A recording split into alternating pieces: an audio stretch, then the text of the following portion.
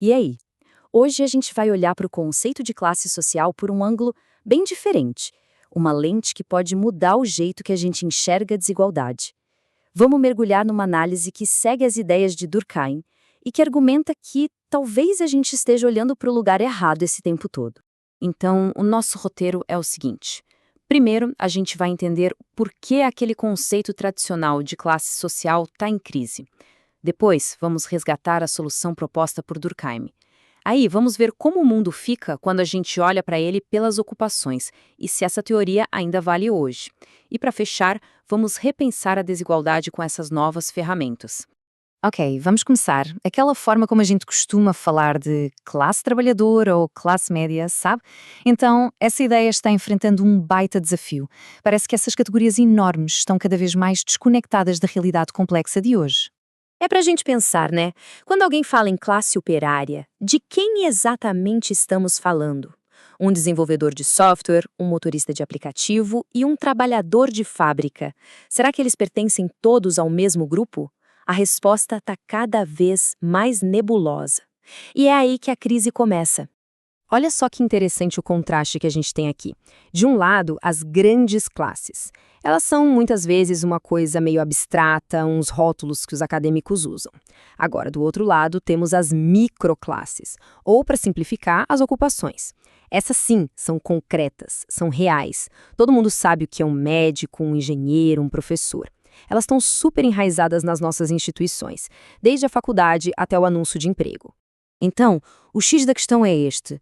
Existe um buraco enorme entre as etiquetas teóricas que a gente usa e o jeito como as pessoas de facto vivem e se reconhecem pelo trabalho que fazem. E é exatamente esse problema que a abordagem inspirada em Durkheim quer resolver. E a solução para isso pode vir de um lugar que a gente não esperava. Émile Durkheim, um dos pais da sociologia. Muitas vezes ele é visto só como uma figura histórica, mas o trabalho dele sobre a divisão do trabalho oferece uma alternativa super poderosa e muito, muito relevante para hoje. O raciocínio de Durkheim tem, na verdade, duas partes. A primeira é o que a gente pode chamar de história negativa. Ela explica porque os grandes conflitos de classe tendem a diminuir com a industrialização. Mas é a segunda parte, a história positiva, e que muitas vezes é deixada de lado, que realmente nos interessa aqui. A ideia de que as ocupações se tornam os verdadeiros tijolos que constroem a sociedade. Beleza, então vamos direto para o coração da teoria para ver como isso se desenrola. Durkheim imaginou um mundo onde a nossa profissão se tornaria o centro da nossa vida social, moldando tudo, desde os nossos valores até o nosso estilo de vida. Para ele, essa nova ordem social ia se apoiar em três pilares. Primeiro, a gente veria o crescimento de associações profissionais, de sindicatos. Depois, uma coisa fascinante que ele chamou de polimorfismo moral. A gente já vai ver o que é isso.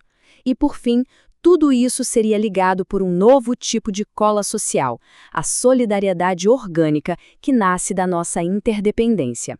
Esse conceito de polimorfismo moral parece super complicado, né? Mas a ideia é bem simples, na verdade. Significa apenas que cada profissão acaba desenvolvendo sua própria cultura, sua própria ética, seu próprio jeito de ver o mundo. O universo moral de um militar, por exemplo, é totalmente diferente do de um artista.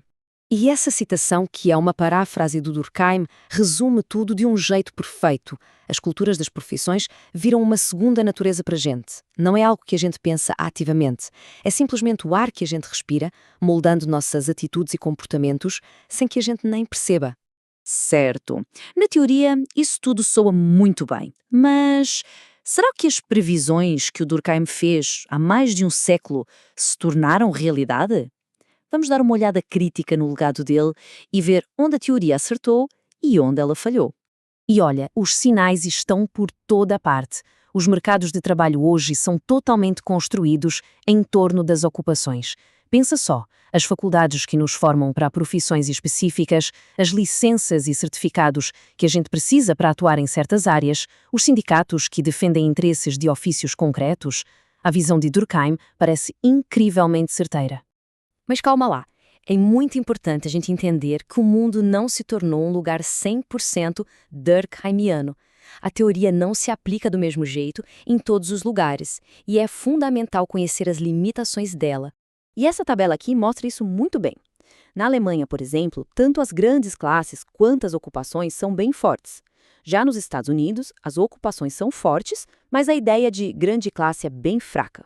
E aí a gente tem casos como o Japão, onde a lealdade à empresa muitas vezes é mais importante que a identidade da profissão, ou a Suécia, onde os grandes sindicatos historicamente tentaram diminuir essas divisões por ofício. E tem mais, né? Essa tal de ocupacionalização não aconteceu por completo. Em muitos setores de trabalho manual com baixa qualificação, as identidades profissionais são bem fracas. E as associações profissionais, apesar de muito influentes, não viraram os órgãos de governo político que Durkheim chegou a imaginar. Bom, agora a gente chega na parte final, que é onde a gente pega essa lente das ocupações para olhar para dois conceitos gigantes da sociologia: desigualdade e exploração. Como será que a nossa compreensão sobre eles muda com essa perspectiva? A chave aqui é entender um conceito chamado renda baseada em habilidades. O que é isso? Basicamente, são os ganhos extras que uma profissão consegue ter, não por ser mais produtiva, mas por limitar artificialmente o número de pessoas que podem entrar nela. Coisas como anuidades caras, provas de licenciamento difíceis ou poucas vagas na Faculdade de Medicina são exemplos disso. E aqui, pessoal, tá a grande virada de chave. Esse tipo de exploração, essa extração de renda, não acontece no nível burguesia contra proletariado. Ela acontece no nível da ocupação. São as ordens dos médicos, dos advogados, os conselhos de engenharia que criam as barreiras para proteger os seus próprios interesses. Isso mostra como a estrutura de ocupações é uma faca de dois gumes. Por um lado, ela ativamente cria desigualdade com esses mecanismos de fechamento. Mas, por outro lado, e essa é a parte mais sutil e poderosa, ela legitima essa mesma desigualdade. Ela faz com que a diferença absurda de renda entre um cirurgião e um auxiliar de limpeza pareça justa, natural, baseada em mérito, e não no resultado de um fechamento social. Então, para fechar a ideia, o argumento central é este.